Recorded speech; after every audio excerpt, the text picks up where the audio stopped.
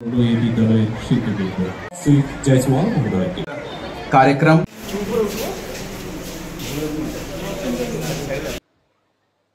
এই এলাকার জনপ্রিয় বিধায়িকা শ্রীমতী অন্তরা সরকার দেব মহোদয়া এবং সিপাহীজলা ডিস্ট্রিক্টের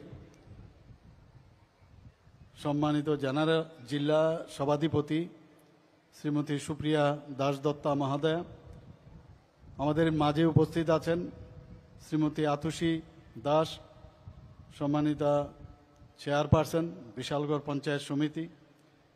এখানে উপস্থিত আছেন ডাইরেক্টর সেকেন্ডারি অ্যান্ড এলিমেন্টারি এডুকেশনের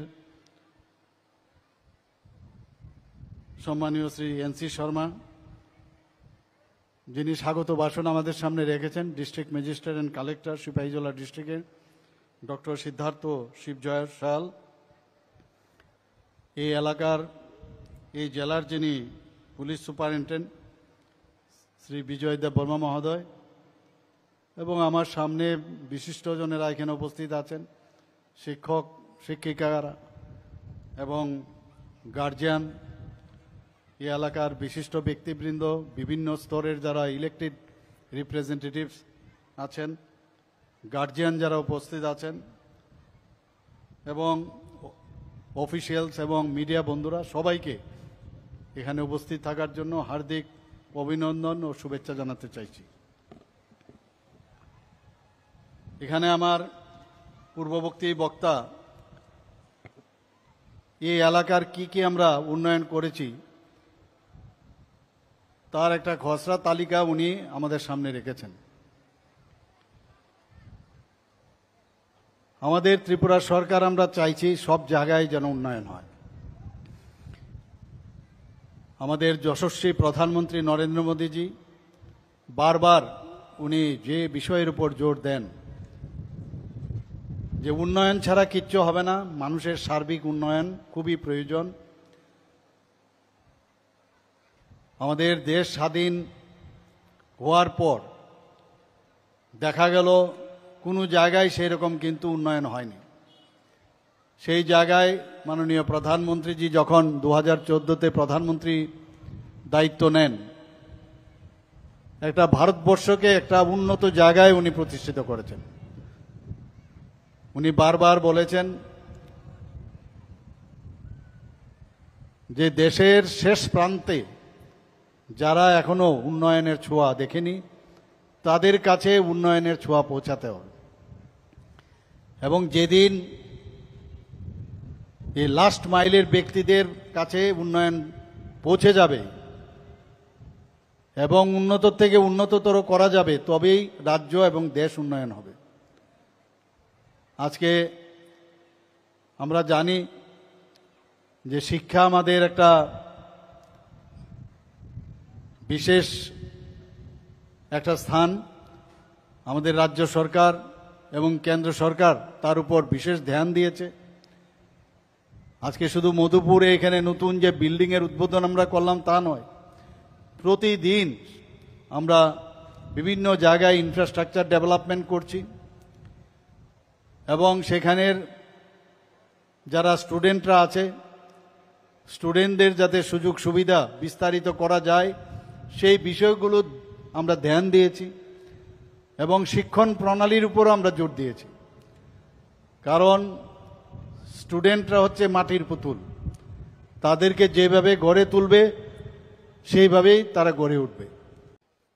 আজকে আমাদের এই সরকার এখানে খেলাধুলার বিষয়ে হোক, এখানে গ্রামীণ উন্নয়নের বিষয়ে হোক, স্বাস্থ্যের বিষয়ে হোক, স্পোর্টসের বিষয়ে হোক, সমস্ত বিষয়ে আমরা কিন্তু নজর আমরা দিচ্ছি। এর আগেও আমি এখানে এসেছিলাম, এই মাঠের বিষয়ে আমাকে বলা হয়েছিল হবে, নিশ্চয়ই হবে, আশা থাকতে হবে, আশা থাকলে নিশ্চয়ই আমরা দেখব এবং নিশ্চয়ই এগুলোর দিকে আমরা নজর দেব। এখানে কসবা কালী মন্দিরের উন্নয়নের জন্য মাননীয় বিধায়িকা বলেছেন যে আমরা প্রায় 18 কোটি টাকার বন্দোবস্ত আমরা করেছি সেখানে। এখানে রাস্তার জন্য বারবার আমাকে বলা হয়েছে, রাস্তাটা সরু ছিল, আমি কন্ট্রাক্টরদের ডেকে বললাম যে যেহেতু করছেন একটু বড় করে আপনারা সেটা করেন, এবং সেই অনুযায়ী রাস্তাটা আমি আজকে ঢুকার পরে দেখলাম অনেকাংশে সেটা খুবই ভালো হয়েছে। আমরা চাইছি এখানে পর্যটনের একটা কেন্দ্র হোক। মা ত্রিপুরা সুন্দরী মন্দিরে তো মানুষ যাবে, পাশাপাশি এই যে একটা পর্যটনের যে একটা সার্কিট, সেটা এই কসবেশ্বরী মন্দিরকেও আমরা এই সার্কিটের মধ্যে রাখতে চাই। মানুষ যখন এখানে আসবে, পর্যটকরা যখন আসবে, সেটা ত্রিপুরার অন্য প্রান্তের থেকে আরেক প্রান্তের থেকে আসুক, বা পার্শ্ববর্তী দেশ থেকে আসুক, বা ভারতবর্ষের যে কোনো স্থান থেকে আসুক, বিদেশ থেকে আসুক, তখন কিন্তু এখানে যখন আসবে শুধু পর্যটন মানে দেখার জন্য আসবে না, এখানে আর্থিক অবস্থাও, আর্থসামাজিক উন্নয়নও এখানে হবে। আমরা ত্রিপুরাতে আপনারা জেনে খুশি হবেন যে জিএসডিপির দিক দিয়ে এখন ত্রিপুরা নর্থ ইস্টের মধ্যে আমরা one of the smallest state in the country, 3rd position আমাদের। সেই জায়গায় নর্থ ইস্টার্ন রিজনের মধ্যে আমরা জিএসডিপিতে আমরা ত্রিপুরা এখন 2nd পজিশনে আছি আসামের পরে। শুধু তাই নয়, আজকে পার ক্যাপিটা ইনকাম যদি আমরা বলি, ত্রিপুরা সিকিমের পরে, কারণ আপনার সিকিম আপনার জানেন ছোট, কিন্তু সেখানে প্রাকৃতিক কারণে এত সুন্দর জায়গা, মানুষ পাহাড় পর্বতে যেতে চায়, ঠান্ডা জায়গা, সেখানে যাওয়াতে তাদের যে পার ক্যাপিটা ইনকাম অনেক বেশি। তো সিকিমের পরে আমরা 2nd হাইয়েস্ট আমরা এখানে আছি।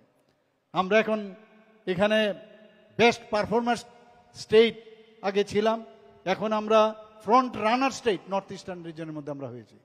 আমরা চাইছি সমস্ত, সেটা এআরডিডি হোক, সেখানেও আমরা পশুপালন থেকে আরম্ভ করে ডায়েরির থেকে আরম্ভ করে সব দিকে আমরা নজর দিচ্ছি।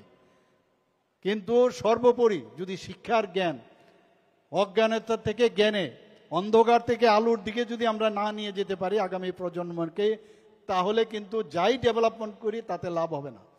এবং শিক্ষার আলো যখন মানুষের মধ্যে আসবে, তবে তার মধ্যে যে কনফিডেন্স, আত্মপ্রত্যয় যেটাকে বলে, সেলফ রিলায়েন্স, সেটা অনেক বেশি বাড়বে। এবং তার মধ্যে মানসিক যে দৃঢ়তা, সেটাও প্রকট হবে।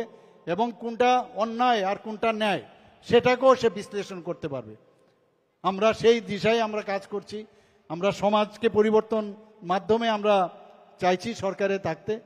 এবং আশা করি আজকের এই যে এখানের যে উদ্বোধন হলো বিল্ডিংয়ের, সেটা যেন শুধু বিল্ডিংয়ে না থাকে, সেখানে সমস্ত বিষয়ে আমরা যারা স্টুডেন্টরা আছে তাদেরকে আরও বেশি যাতে উন্নত মানের শিক্ষা আমরা দান করতে পারি, সেই দিশায় আপনারা সবাই কাজ করবেন। এখানকার যারা গ্রামবাসীরা আছেন, এখানের যারা এলাকাবাসীরা আছেন, তাদেরকে আমি বলবো এই স্কুলটাকে আপনারা মন্দির মতো চিন্তা ভাবনা করবেন। একটা মন্দিরের মধ্যে যেরকমভাবে আমরা সম্মানের সাথে আমরা যাই, আমরা ভক্তি সহকারে এটাকে চিন্তা করি, এই স্কুলকেও আপনারা সেইভাবে চিন্তা করবেন। কোনো জায়গায় কোনো সমস্যা হলে আমাদের জনপ্রতিনিধিরা এখানে আছেন, ওনাদের সাথে কথা বলবেন। সব কিছু সমস্যা আমরা সমাধান করতে আমরা জানি। এবং এই সরকার সমস্যা সৃষ্টি করার সরকার না, সমস্যা সমাধানের সরকার। সবাইকে আমি হার্দিক অভিনন্দন, শুভেচ্ছা জানিয়ে আমার কথা বলা শেষ করছি। নমস্কার, জয় হিন্দ। কাজে সেই জায়গার মধ্যে যারা টিচাররা আছেন, তাদের গুণগত যাতে অবস্থান আরও ভালো হয়, সেইভাবে ওনাদেরকে ট্রেনিং দেওয়া হচ্ছে।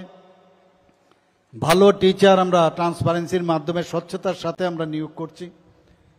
আপনারা এর মধ্যে নিশ্চয়ই দেখেছেন যে টেটের মাধ্যমে আমরা টিচার নিয়োগ করছি। বিভিন্ন স্কুলের যে নতুন নতুন এখন যে সুযোগ সুবিধা, ডিজিটাল ইন্ডিয়া, আমরা ডিজিটাল ত্রিপুরা, সেই সব লক্ষ্যে ক্লাসরুমগুলোতেও আমরা স্মার্ট ক্লাস তৈরি করার ব্যবস্থা করেছি। টিঙ্কারিং ল্যাব থেকে আরম্ভ করে ইনোভেটিভ যা যা দরকার আমরা সেইগুলোর ব্যবস্থা করেছি। আজকে এখানে বলা হয়েছে মধুপুর যে নতুন যে বিদ্যালয়, মধুপুর উচ্চ মাধ্যমিক বিদ্যালয়, সেটা বহু পুরনো স্কুল। এবং আমি এখানে কয়েকবার এখানে এসেছি, এবং আমি এই স্কুলের বিষয়ে, যখন এটা বিদ্যাজ্যোতি স্কুল হয় এবং গত বছরের যে রেজাল্ট, এখানে 125টা আমাদের সারা ত্রিপুরার মধ্যে বিদ্যাজ্যোতি স্কুল আছে, ইংলিশ মিডিয়াম স্কুল, সিবিএসসির আন্ডারে।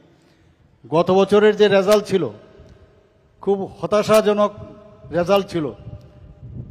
তো সেই জায়গায় আমরা বারবার, আমি কয়েকবার মিটিং করেছি, এইরকম রেজাল্ট কেন হবে। যে কারণে আজকে আমরা যতগুলো বিদ্যাজ্যোতি স্কুল আছে এত ভালো রেজাল্ট করেছে, এবার কয়েক গুণ পার্সেন্টেজের দিক দিয়ে 100%-এ বলুন, আপনাদের এই স্কুলেরও এবার 100% পেয়েছে, সেটাই প্রমাণ করে যে আমরা ঠিক দিশায় চলছি এবং যেসব ঘাটতিগুলো আছে আমরা সেগুলো পূরণ করছি এবং আমরা আগামী দিনও করব। কারণ আমরা জানি আগামী দিনের যারা ভবিষ্যৎ তাদেরকে প্রপারলি যদি এডুকেশন না দেওয়া যায় তাহলে এই রাজ্য উন্নয়ন হবে না, দেশ উন্নয়ন হবে না। এখান থেকে কে জানে ভারতবর্ষের কেউ সায়েন্টিস্টও হতে পারে, কেউ বৈজ্ঞানিকও হতে পারেন, কেউ ভালো ডাক্তারও হতে পারেন, কেউ আইএএস অফিসার হতে পারেন, আইপিএস অফিসার হতে পারেন, কেউ জানে না। কিন্তু সেই রাস্তাটা, সেই দরজাটা খুলে দেওয়ার যে ব্যবস্থা ত্রিপুরা সরকার এবং আমাদের এডুকেশন ডিপার্টমেন্ট, প্রতিনিয়ত আমরা বসে কথা বলি কিভাবে তাদের উন্নয়ন করা যায়। এবং আমি নিশ্চিত আমরা যেভাবে এখন কাজ করছি, আমাদের ত্রিপুরা বোর্ড অফ সেকেন্ডারি এডুকেশনই হোক, আমাদের সিবিএসসি বোর্ডের বা পিএমশ্রী হোক, বিদ্যাজ্যোতি স্কুলে হোক, সব দিকে রেজাল্ট দেখা যাচ্ছে যে ভালো রেজাল্ট আস্তে আস্তে হচ্ছে, তাতে প্রমাণ করে আমরা ঠিক দিশায় আছি। আমরা চাই শুধু পড়াশোনা নিয়ে থাকলে চলবে না, আমাদের ছেলে মেয়েদের মধ্যে যে চরিত্র গঠনের বিষয়টাও দেখতে হবে। ছোটবেলার থেকেই তাদের সামাজিক কাজে, আমাদের দেশের যেসব লিজেন্ড ব্যক্তি আছে তাদের সম্পর্কে ওনাদেরকে জানান দেওয়া, ভালো কিছু সবসময় বলা, ভালো মানুষ হওয়ার যে চিন্তাধারা তাদের মধ্যে সেটা দেওয়া উচিত। কারণ দিস ইজ দ্য ফাউন্ডেশন ইয়ার। এই বয়সেই যদি আমরা তাদেরকে ফাউন্ডেশনটা স্ট্রং করি তবে আগামী দিনের তারা ভবিষ্যৎ হবে। আমরা গত দুদিন আগে সারা ভারতবর্ষের মধ্যে আমরা সাক্ষরতার দিক দিয়ে তৃতীয় স্টেট হিসাবে আমরা ঘোষণা করে দিই গত দুদিন আগে। আপনারা জানেন রবীন্দ্র ভবনে 95.6% যে ইউনেস্কোর যে ক্রাইটেরিয়া, এবং সেই ক্রাইটেরিয়া এখানে শুধু খালি সিগনেচার করায় না, বিভিন্ন ক্রাইটেরিয়াতে পাশ করলেই তবেই সেটা ঘোষণা হয়।